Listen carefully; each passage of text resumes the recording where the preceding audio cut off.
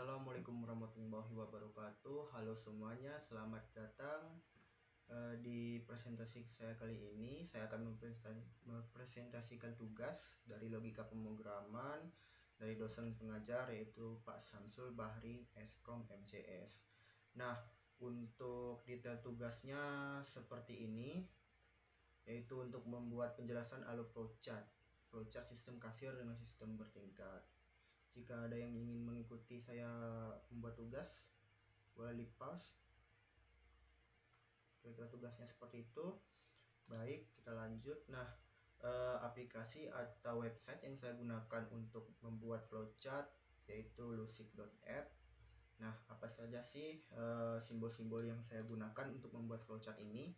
Yang pertama yaitu terminator, yaitu untuk memulai atau mengakhiri sebuah masalah atau flowchart yang dibuat. Yang kedua adalah preparation, yaitu untuk mengolah data baru. Seperti yang dijelaskan di sini, yaitu untuk simbol untuk mempersiapkan penyimpanan yang akan digunakan sebagai tempat pengolahan di dalam storage. Lanjut, yaitu input dan output.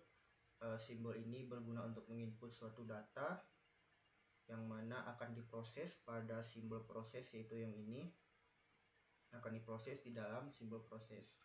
Lanjut, yaitu decision, yaitu tabel pemilihan ya atau tidak. Jika dia ya maka akan bernilai apa, jika dia bernilai tidak maka akan bernilai apa, seperti itu.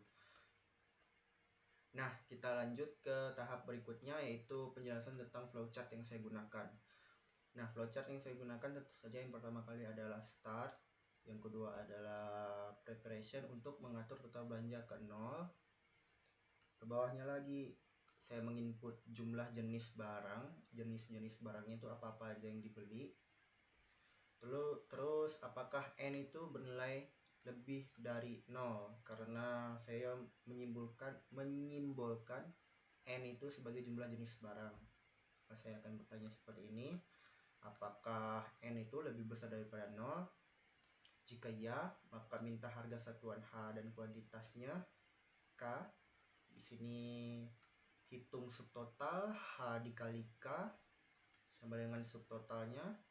Nah, total belanjanya itu sama dengan total belanja plus subtotal. Terus di bawahnya N dikurangi 1. Nah, maksudnya apa sih?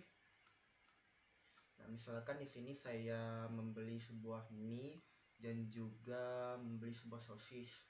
Di sini saya akan memasukkan dua jenis barang, yaitu mie dan sosis. Nah, apakah N itu lebih besar daripada 0? Ya, N lebih besar daripada 0 karena ada dua jenis barang.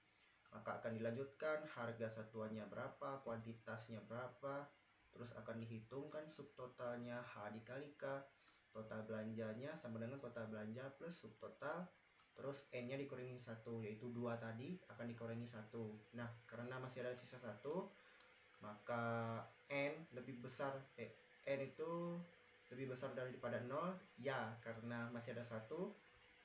Jadi maka akan dilanjutkan lagi di sini dan berulangi lagi, dan 1 tadi akan dikurangi 1 sama dengan 0. Nah, kalau N lebih besar daripada 0 ternyata tidak, maka dia akan bernilai tidak dan akan lanjut ke berikutnya, yaitu untuk pemilihan harga diskon.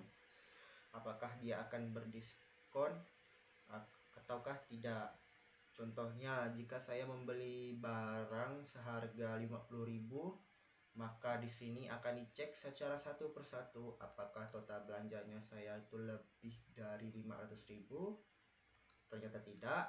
Jika total belanjanya 50.000 tadi lebih besar daripada 250.000 dan lebih kecil daripada 500.000, ternyata tidak, maka akan ke bawah lagi, akan dicek lagi seperti itu, dan hasilnya akan di sini. Jika total belanja saya 50.000 tadi lebih kecil daripada 100.000 dan ternyata iya 50.000 itu lebih kecil daripada 100.000, maka tidak akan ada diskon, maka dia akan bernilai benar dan langsung saja tampilkan total belanjanya berapa.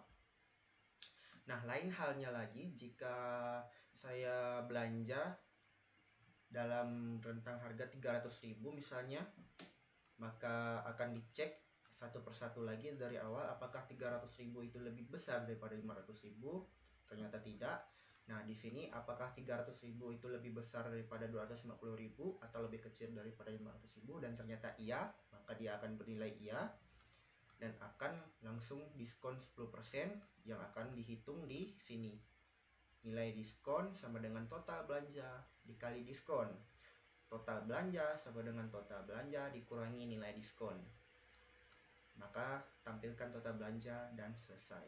Nah, demikianlah tugas pertama dari logika pemrograman tentang mempresentasikan tugas saya.